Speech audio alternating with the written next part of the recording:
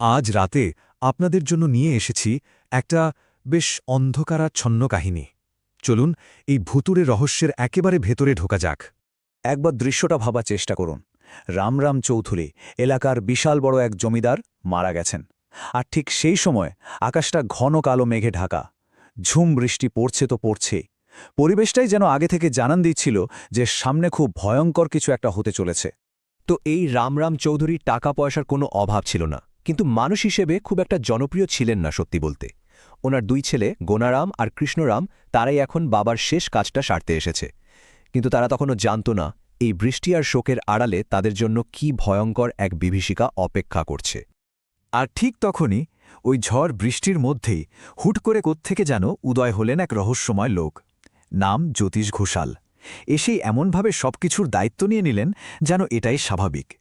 তার ওই হাবভাব আর কর্তৃত্ব দেখে তো সবাই রীতিমতো অবাক। এখন প্রশ্ন তো উঠবেই, তাই না?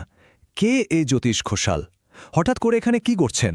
পরে জানা গেল উনি আসলে প্রয়াত রামরাম চৌধুরীর কাছে টাকা পেতেন, মানে একজন পাওনাদার। আর এই একটা তথ্য পুরো ব্যাপারটাকে আরও জটিল করে দিল। ঘটনাটা কি তাহলে শুধুই অলৌকিক, নাকি এর পেছনে টাকা পয়সার কোনো জাগতিক হিসেব নিকেশও জড়িয়ে আছে? শ্মশানের দিকে যে নিয়ে যাবে সেই পথটাও ছিল ভয়ঙ্কর।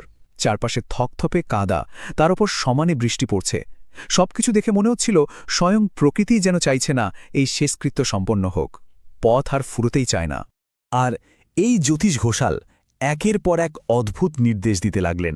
বললেন, চিতার জন্য একদম কাঁচা কাঠ ব্যবহার করতে হবে, কোনো মন্ত্র পড়া চলবে না, কোনো আচার বিচার কিচ্ছু না। চিতাটাকেও সাজাতে হবে একেবারে অন্যরকম অস্বাভাবিক পদ্ধতিতে, আর মৃতদেহটাকেও রাখতে হবে ঠিক যেভাবে উনি বলবেন। সব মিলিয়ে এটা পরিষ্কার ছিল যে এটা কোনো সাধারণ দাহকাজ হচ্ছে না, এটা অন্য কিছুর প্রস্তুতি, কোনো এক ভয়ঙ্কর গুপ্ত আচারের। অবশেষে সেই সময়টা এলো। দুই ভাইয়ের একটুও ইচ্ছে ছিল না, কিন্তু উপায় না দেখে জ্যোতিষ ঘোষালের ওইসব অদ্ভুত নির্দেশই মেনে নিল। ওই নিকষ কালো আকাশের নিচে যখন দাহ করার সব প্রস্তুতি শেষ, তখন উপস্থিত সবার মনে কেমন যেন একটা অজানা ভয় চেপে বসল। তারপর চিতায় আগুন দেওয়া হলো, আর ঠিক তারপরেই ঘটল সেই অবিশ্বাস্য ভয়ঙ্কর ঘটনাটা। দাউ দাউ করে জ্বলে উঠল চিতা। কিন্তু সে কি সাধারণ আগুন? সে এক অস্বাভাবিক তীব্র আগুন। আগুনের শিখাগুলো যেন আক্রোশে আকাশ ছুঁতে চাইছে। দৃশ্যটা দেখে উপস্থিত সবাই একেবারে পাথর হয়ে গেল। কিন্তু আসল ভয়ঙ্কর ব্যাপারটা এখনো বাকি। ঠিক যে মুহূর্তে শ্মশানে ওই অস্বাভাবিক আগুনে চিতাটা জ্বলছে, ঠিক সেই একই সময়ে কয়েক মাইল দূরে চৌধুরীদের বিশাল জমিদার বাড়িটাও দাও দাও করে জ্বলে উঠল। ভাবা যায়, দুটো আগুন একই সময়? এটা কোনোভাবেই কাকতালীয় হতে পারে না। এর পেছনে নিশ্চিতভাবেই কোনো অলৌকিক ষড়যন্ত্র ছিল। এরপর যা হলো তা আরও মর্মান্তিক।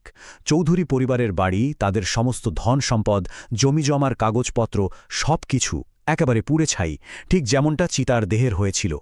মাত্র এক রাতের মধ্যে গোটা চৌধুরী পরিবারের অস্তিত্বটাই যেন ছাইয়ে মিশে গেল। একবার ভাবুন, কি থেকে কি হয়ে গেল।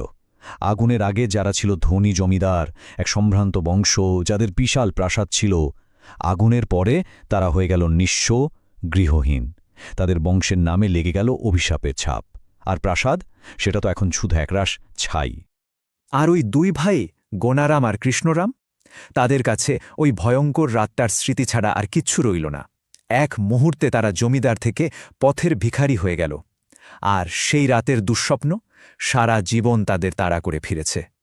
কিন্তু এই পুরো ঘটনার পেছনে মূল কারিগরটা কে? চলুন এবার গল্পের সবচেয়ে বড় ধাঁধাটার দিকে নজর দেওয়া যাক। তাহলে কি জ্যোতিষ ঘোষাল আসলে একজন তান্ত্রিক ছিলেন? তান্ত্রিক বলতে আমরা কি বুঝি? এরা হলেন তন্ত্র সাধনার সাধক। তাদের কিছু কিছু আচার অনুষ্ঠানকে সাধারণ মানুষ কালা জাদু বা বশীকরণ হিসেবেই দেখে। আর জ্যোতিষ ঘোষালের এই পরিচয়টাই হয়তো সেই রাতের সব রহস্যের আসল চাবিকাঠি। গল্পটা এখানেই শেষ, কিন্তু কয়েকটা প্রশ্ন রেখে যায়।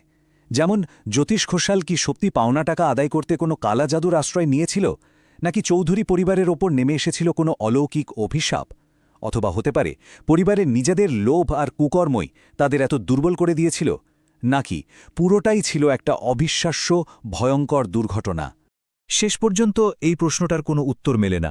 চৌধুরী পরিবারকে কি কোনো অলৌকিক অভিশাপ গ্রাস করেছিল, নাকি তাদের নিজেদের লোভের আগুনই তাদের পুড়িয়ে ছাই করে দিল, আর জ্যোতিষ ঘোষাল শুধু তাতে একটু হাওয়া দিয়েছিল? এই ধাঁধার উত্তর হয়তো কোনোদিনই পাওয়া যাবে না।